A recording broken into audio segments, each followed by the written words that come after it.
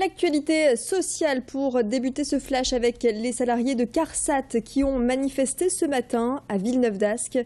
CARSAT, c'est une caisse d'assurance retraite et d'après les grévistes, les conditions de travail se seraient nettement dégradées, la faute au manque d'embauche.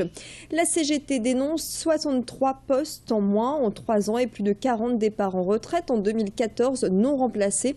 Seulement 7 personnes auraient été embauchées. Résultat, des milliers de dossiers de retraités en attente et un accueil au public fermé. Céline Huret a rencontré l'un des manifestants.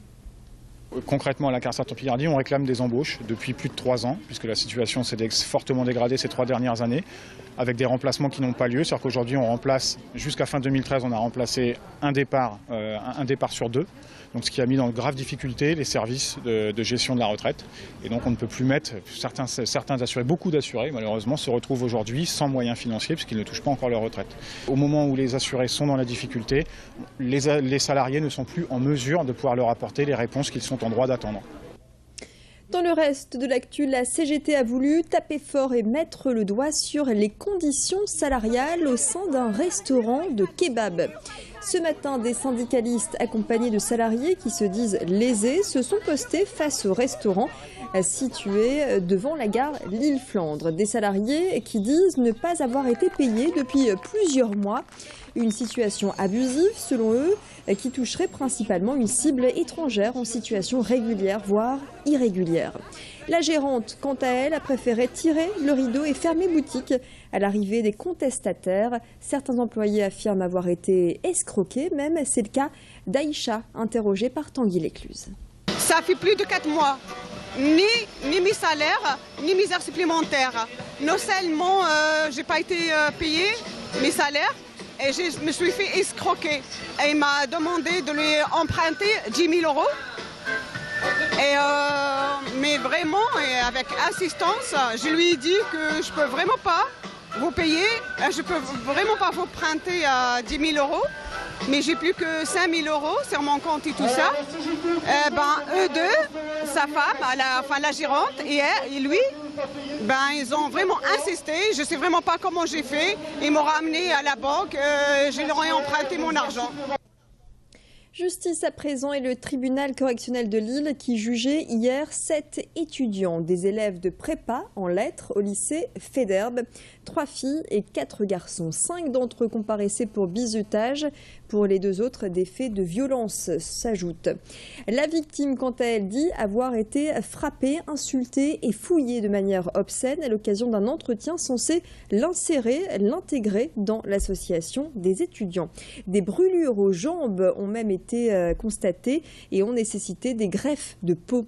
Pour des faits de bizutage, les prévenus encourent une peine de 6 mois de prison et 7 500 € d'amende. Le jugement sera rendu le 12 novembre. Écoutez l'avocat de la victime, joint par téléphone.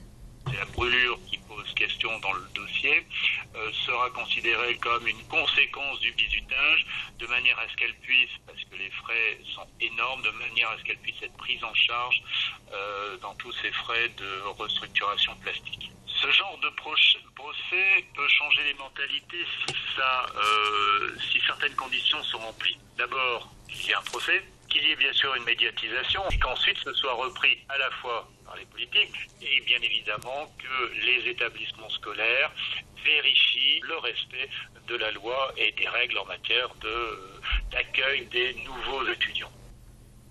Justice toujours et en bref, cette fois les habitants de Ouascal ne revoteront pas. Finalement, le tribunal administratif de Lille a rendu sa décision. Le résultat des dernières élections municipales est définitif. Le candidat Front National à Ouascal avait déposé un recours au motif que la nationalité belge d'une candidate de la liste Ouascal Passion Autrement n'était pas indiquée sur les bulletins de vote. Stéphanie Ducret, que vous avez aperçue au début de ces images, reste donc en fonction à son poste de maire, à moins que le candidat FN ne fasse appel de cette décision auprès du Conseil d'État. Il a 1 mois pour le faire. Et puis une info pratique, la finale de la Coupe Davis au stade Pierre-Mauroy, ce sera très prochainement du 21 au 23 novembre. Et pour espérer faire partie des privilégiés, tenez-vous prêts, demain matin, c'est à partir de 10h que les places seront mises en vente sur Internet, notamment sur le site du stade Pierre-Mauroy ou bien sur celui de la Fédération française de tennis. 6 à 7 000 places seront disponibles à partir de 30 €. Et la billetterie risque d'être prise d'assaut. C'était le cas il y a quelques jours lors de la vente réservée aux abonnés de la Fédération de tennis. La finale de la Coupe Davis opposera, rappelons-le, la France à la Suisse sur terre battue devant 27 000 personnes au total. Et ça va se passer à Villeneuve-d'Ascq. Voilà pour l'actualité près de chez vous. Fin de ce flash. Merci de l'avoir suivi. Dans quelques instants, retrouvez les prévisions météo jusqu'à lundi. Prévisions météo notamment du week-end qui approche. Et puis la carte de l'info trafic. Restez avec nous.